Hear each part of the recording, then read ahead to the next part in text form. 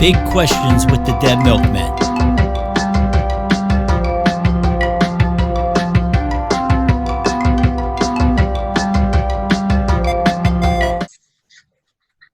Hi, this episode is the third installment of Viewer Mail.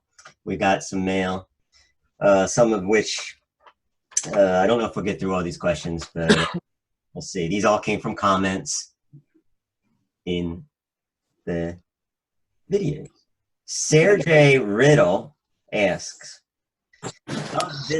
love the videos and love hearing stories about Dave. Okay, so that's not a question. Here it is. Have you guys, as a band or individually, had any significant paranormal or supernatural experiences? Anything weird happen on the road? Okay, it's it. All right.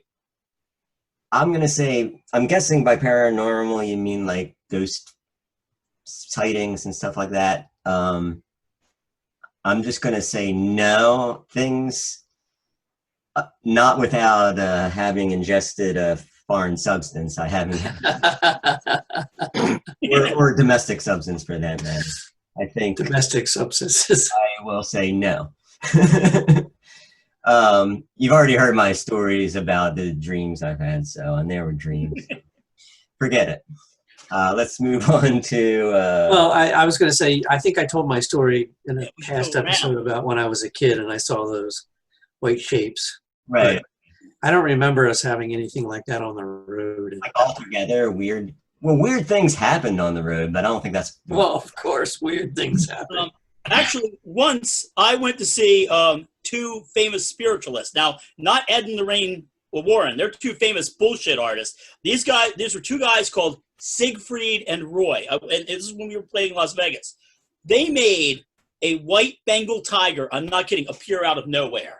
Now, skeptics might say that was a magic trick, and there's a rational explanation. But I say, hey, what about the simple folk who want to believe they made that tiger? One of those tigers attacked one of them. Yeah, they did. And when we took him to the hospital, we wanted to treat him with sage and a crystal. They wouldn't let us. The damn skeptics. You're ruining everything, you damn skeptics. All the fun out of stuff. Dan, did you have any? I had a couple times where I saw a guy that looked like Dave in different towns, and anytime I pointed them out, the person I was pointing them out to was like, "What? I don't see the guy." And I was like, "This is ridiculous." It was like Texas, Brooklyn, and like Minneapolis or something. And then I was telling Joe this one time when Joe and I were playing in Brooklyn, and I was like, "Oh my God, that's the guy!" You remember this, Joe? Was it St. Vitus? Where were we playing? I don't remember. But we saw, and I was like, okay, let's go sit next to the guy. And we did. And you were like, okay, it's not a ghost. It's just a guy that looks a lot like Dave. Yeah. And you need a white Bengal tiger up here. There are a lot of people who look like Dave. It's like a. Which is odd because I look. didn't think he looked like a lot of people, but a lot of people look like him. Okay, so Benjamin Lure asks, how would you rate your albums through the years? 1 through 10. That's what I was going to say. Best or like an A, B, C. Yeah. Thanks. Yeah, I would probably go on a 1 to 10 scale. Yeah, 1 to 10 scale if you got. Best or worst? I already said the worst one was Soul Rotation, and that's may have something to do with the production value. It was too high, and I like lo-fi better. But I guess the best might be Beelzebub. And it got the best fan reception too. That's just me. That's what I'm going to say. Worst, where I said that. I like all of our albums, really. Dan? I was going to, well, I can't rate all of them, but I was going to say that Excuse me. I actually like the 2 records we did for Hollywood Records. Soul Rotation, I think, has some good songs on it.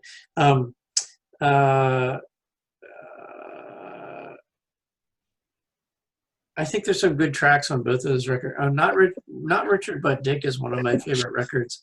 And I like 2 songs that come to mind are Not Crazy and The Woman Who Was Also a Mongoose. So Nobody Falls Like is great too. Yeah. You know the story behind that? No. That there was a single at the time, or there was a song called "Nobody Falls Like Something." Like a fool, right? yeah, and we got paid for it. Oh, we had to give the money back. It yeah, was they had to give the money back. So to mess with them. Look, I'm just going to put this out there. I'm going to tell you right now. If Pretty Music for Pretty People is not your favorite Dead Milkmen album, you're so full of shit you squeak going into a turn. That is a great album. That is like, I thought that would be a template for like future bands. I thought like, you know, people say, well, I listen to Big Lizard. I thought, like, and I'm hoping maybe someday 20 years down the line, people say, look, Pretty Music for Pretty People, probably always going to be my favorite. That's my favorite that I've worked on with you guys. But my favorite it's a good one too. I like it a lot. Yeah, but like from the other era, I like. I think Metaphysical Graffiti is my favorite. But now Richard But Dick is right up there with that. I just wish it was longer. But I know you guys had other songs for that you didn't put on. Yeah. That are great. Heard them. Anyway, so that's mine. Yeah, and then the worst that I've worked on with you guys. None of them. Why do people ask us about what the worst is? Because I'll talk about it. I will. And I have people come up to me on the street and they'll say, I bought King in Yellow. And I'm like, here's your money back. Here's your 20. I like King in Yellow. I like it. I don't know. King in Yellow to the grave. It sounds more like demos to me. But It's like, I don't know. You digress. can't, like, you know, like, what's your favorite child? You can't, I can't, you can't do that. My mom can. My mom I know she can. I I only have one son. didn't move to another country. Yeah, that's true. Another great video, says Jonathan Douglas. Two big questions. If you were president for a day, what legislation would you introduce or rescind? If I was president for a day, the legislation I would introduce would be that there could be no recorded music played in any public spaces. Wow. If you want music in your store or restaurant, you need to hire somebody to play it live. Otherwise, it just can't happen. That would be Wow. That was out of left field. I didn't That was consider bizarre, that. yeah. I was expecting he's going to like alter Citizens United or something, but no recording. The first thing that I would enact would be universal health care for everyone. Okay. And the thing that I would take away or rescind or whatever would be all religions, organized religions, must pay taxes. Okay, they cannot be tax-free anymore. Okay. It's ridiculous. So those are the two things for me. Yeah. I don't think I would do anything because I'm pretty sure that the next day it would all get undone. So yeah. Just a reminder, people, we're entertainers. So anytime like a musician or something tells you what they would do politically, stop for a minute. Remember, these are musicians. This is not Elizabeth Warren talking to you. We're musicians. Since you guys are wanting to like remove some stuff, I would do this. If I was first thing I would do if I have one shot, the fairness doctrine. I bring that back. You know, you're sitting around seeing stuff like Sinclair Media going, how the hell can they say this stuff? And nobody is allowed to come on and say, no, that's not right. The fairness doctrine used to give us that. And the great thing is it also gave us Jane, you ignorant slut, which was if you remember 60 Minutes used to have point, counterpoint, and that's what that was a takeoff of. The fairness doctrine, I would definitely bring that back. Right now, you know, you can buy up, because they've relaxed the number of stations you could buy, you could be incredibly crazy, buy up a bunch of news stations, have those people say crazy things, and no one can go on and give a sane response. So I would bring back, please bring back the fairness doctrine. It went away in 1987, and my life has sucked since 1987. I've been drinking straight since 87. Okay. The other thing Jonathan asks is, once this lockdown is over, what's the first thing you're going to do? With a lockdown, get coronavirus. or it might, Moving on, Wes Strobel commented, what is your favorite Dave Blood bass line song or song contribution and why? It's a tough one. There's good ones. I like his bass line, I Hear Your Name.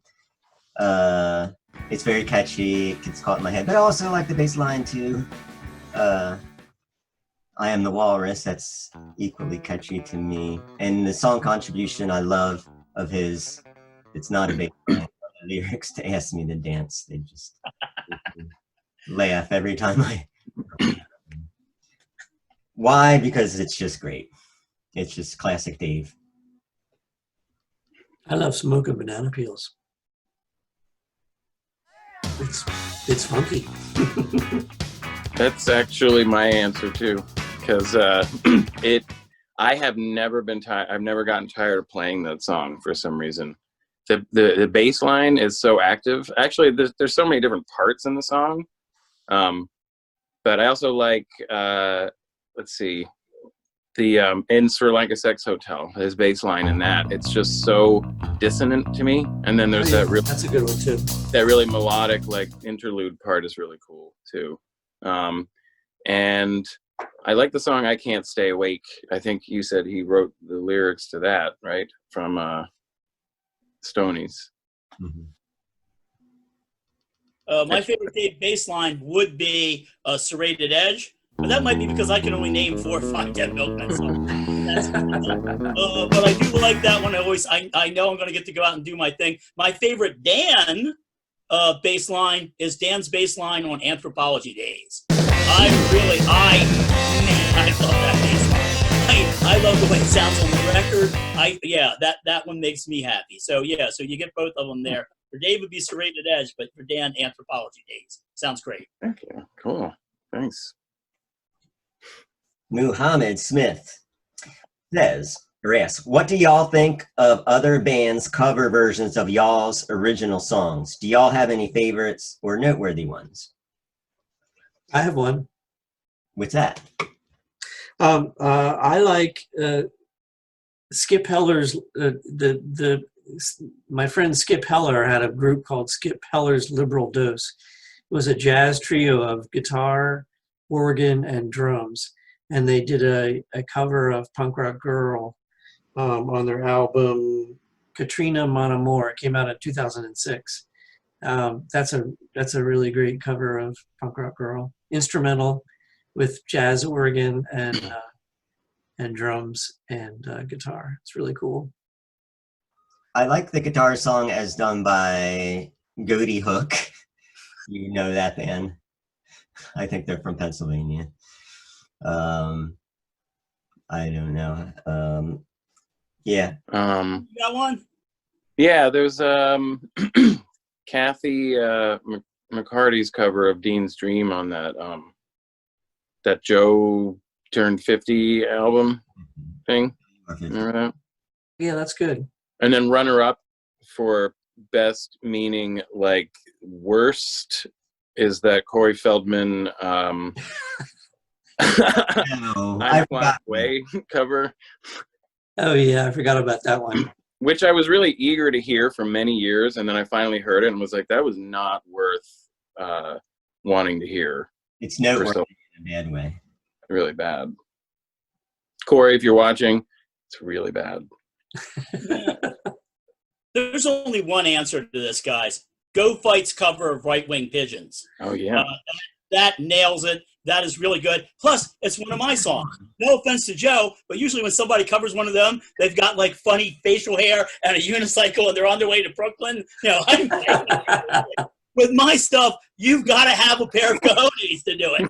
And Go Fight does. Go Fight brings the noise on that. It's on their Anthem album, which also has covers from like Shriek Back. There's Gang of Four covers. Yeah, so if you can, seriously, Go Fight's Anthem album, their cover of, I was so happy when I heard their cover of Right Wing Pigeons, and it's all old political songs, which, again, made me very happy. Hey, Joe, I think you missed Greg Warren's question. Circle back to Greg Warren. Yeah, Joe hates Greg Warren. Well, I wrote them out of chronological. I have an answer for Joe, for Greg. Okay, this is directed to me. Greg Warren says, what does he mean, MIDI cable? Yeah, I think I brought it up in the recent video. MIDI stands for Musical Instrument Digital Interface. And basically, it's a tech standard for communication between electronic devices like musical instruments and other musical and electronic gear. And I believe, yeah, that's right. That's the end of a middle MIDI cable. It's got 5 pins, only 3 of which are used, actually. I think it was first introduced in 1981, and I think it was adopted by a lot of the large major musical instrument manufacturing companies. And it's been around since then. And actually, Rodney, you might know more than I do. There's been a recent update to it, but I haven't followed it too closely. Yeah, there's MIDI 2.0. So now one of the extra pins will carry some stuff. The thing is, before MIDI, folks, if you had 2 pieces of equipment, like a synthesizer and a drum machine, they really couldn't talk to each other. You couldn't hit one or sync them together or hit something on one and it would play on the other. You'll see, if you see old concerts of like Rick Wakeman, he's playing a keyboard and then he turns around and he plays another keyboard. Now you would just have one master keyboard using this to hook them all together. So it is actually, it's great that the engineers work together on this. I believe Mr. Oberheim worked with the gentleman at Roland that first developed this, and it has been flawless now since 82. There's a little update coming to it, but really, we have been using this since 82 with no problems. I can't think of anything else that has worked as well as MIDI. So yeah, MIDI has made a bigger musical contribution than Corey Feldman, I guess. Certainly. But he did make that Bengal tiger appear. So anyway, yeah, I just wanted to satisfy Greg's question there. I think was probably just sitting there waiting to hear the answer to that question. All right, we're almost done. Rick McEarchern asks, what are your favorite classic TV shows and why? Well, you already know I like Gilligan's Island because it was just something I watched as a kid. I like Partridge Family. I don't really watch those shows much anymore. A show that was classic that I started watching a few years ago and started watching every night on Antenna TV, although I haven't watched it in the past few months, is The Tonight Show, but only the ones with Johnny Carson. And I think they call it the Johnny Carson Show instead of The Tonight Show now. The reruns are fun to watch. I think I've seen every single one that they show because I've seen a lot of them twice now. Although there are obviously ones that they don't ever show. But you get to see what a great communicator he is. How he obviously had lived a lot of the things. It's not as polished as today's TV talk shows at all. But it's still probably twice as entertaining as the ones that are on TV today, in my opinion. And there's a lot of history you can gather from watching these old ones too. I was going to say 2 things. One, Monty Python, which I first saw when I lived in England in 1972. And then later when I came back to the United States, I think PBS started showing Monty Python.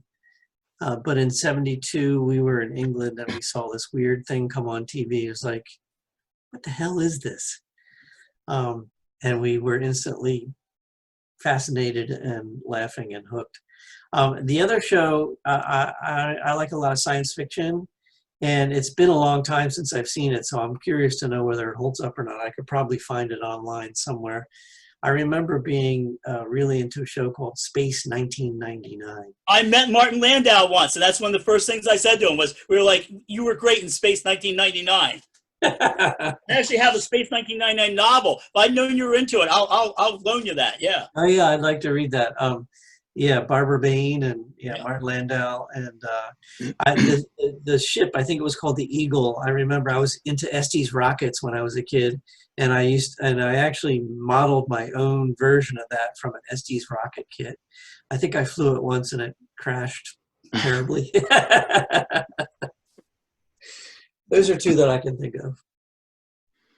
I would say when I was a really little kid, my favorite show was Laverne and Shirley. I thought it was hilarious, and I probably didn't get even most of the jokes when I was little, but I loved it so much. I even like taped it when we got a VCR. I started recording it, and I actually found some of those tapes. It'd be interesting to see commercials and stuff. And also Kids in the Hall, which is another show that when I was about 11 or 12 years old, Laverne and Shirley was even younger than that. But yeah, Kids in the Hall would be on late at night on CBS, like 1 o'clock in the morning. It was on after Night Flight? Conan. It was on after Conan, so it was on at 1:30, I guess. So yeah, Kids in the Hall and Laverne and Shirley. Laverne and Shirley used to be touring code for something when I I was know. saying, yeah. I mean, not No, since knock I've been on tour with you guys. watching Laverne and Shirley. Okay, so I'm going to go with Twin Peaks, the first season. Was that code for something too? Or? Every Twin Peaks is my favorite. Twin Peaks, the first season, and also The Return, which I don't know if it counts as classic. Dean brought up Monty Python, any British comedy from that period. I love Monty Python, Fawlty Towers, Blackadder, and of course the young ones. And Mystery Science Theater 3000, which was a show that I was going through. I was dating a young lady. We had a really, really bad fight. She walked out. I turned that show on by pure chance. This is like one of the first, when they showed it back when I think it was like comedy, the Comedy Channel or Ha or Laugh or something. Comedy Central. Yeah, before Comedy Central, it's called like the Comedy Channel. And then it was called Ha at one point too. And yeah, it just totally, the show had been a lifesaver. And it was one of those shows where you knew not everybody was going to get it, but the right people were going to get it. And to this day, I'll watch Cinematic Titanic, riff tracks. And when I'm down, that and Blackadder are the things that bring me up.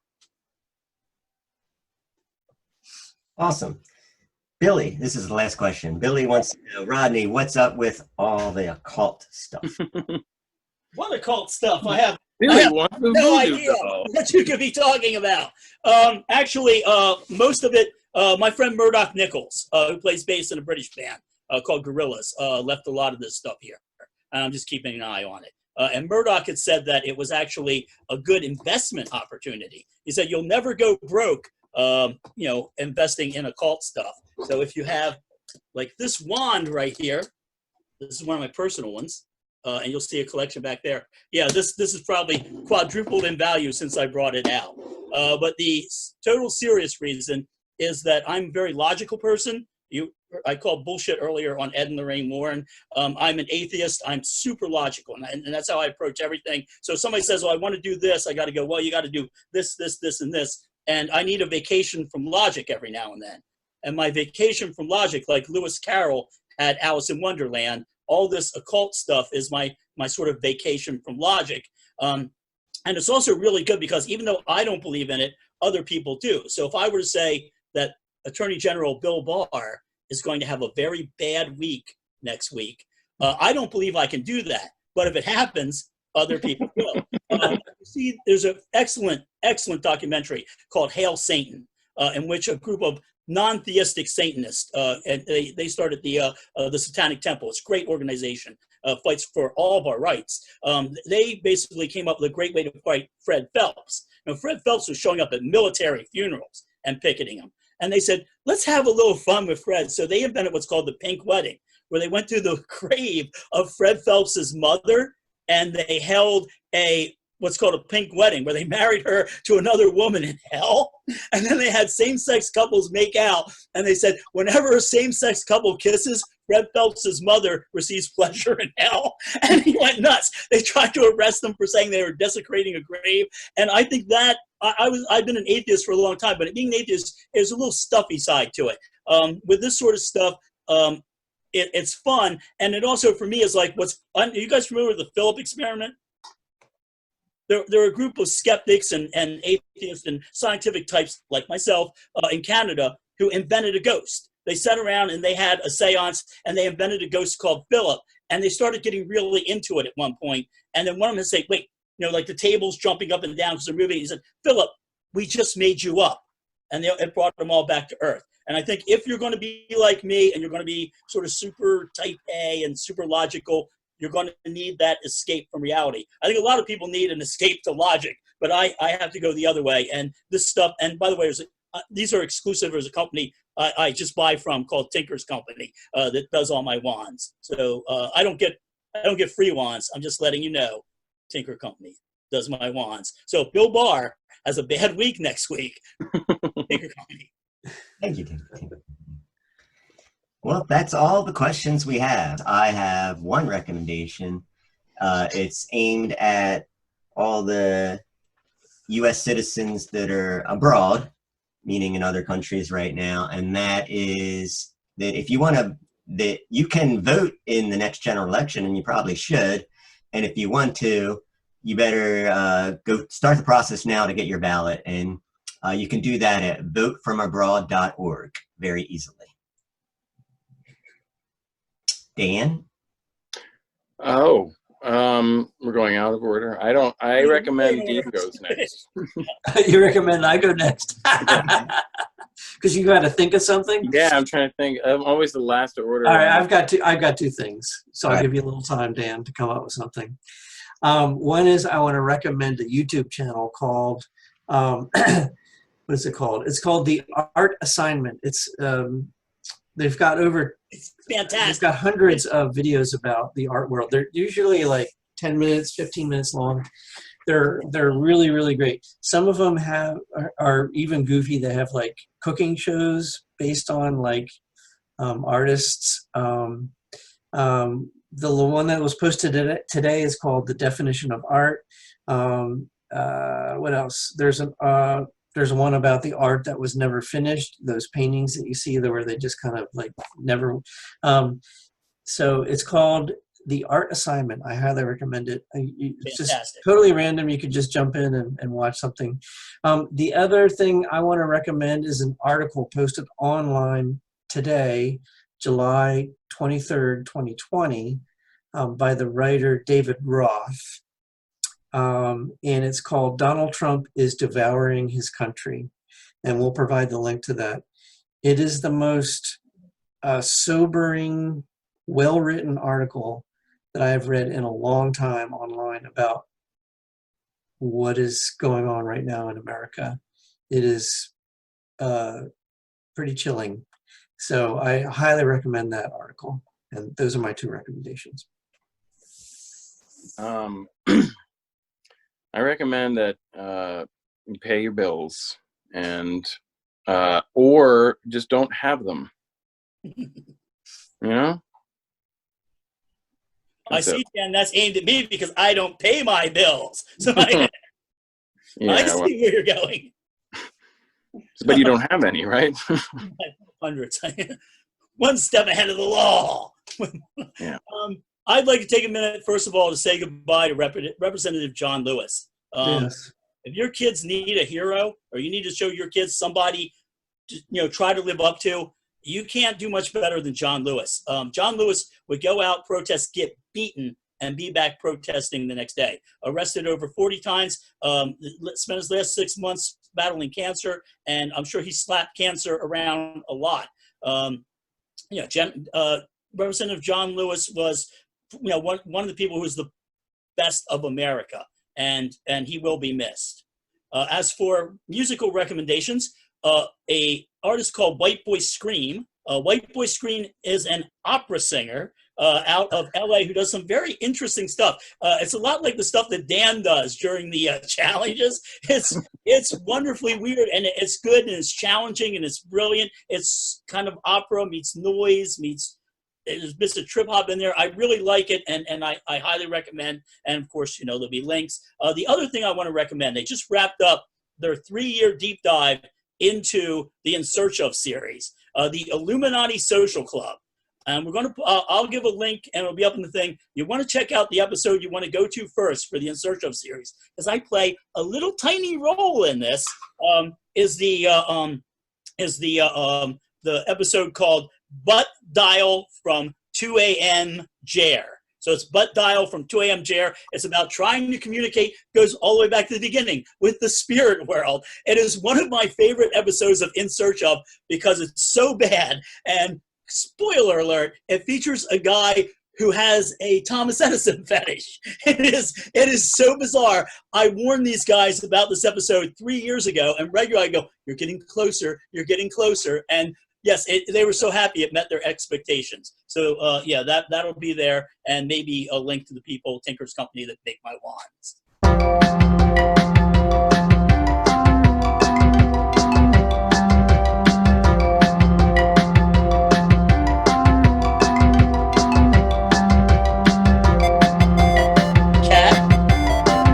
Chair, Okay. floor. I won't remember what these are. Cat, chair,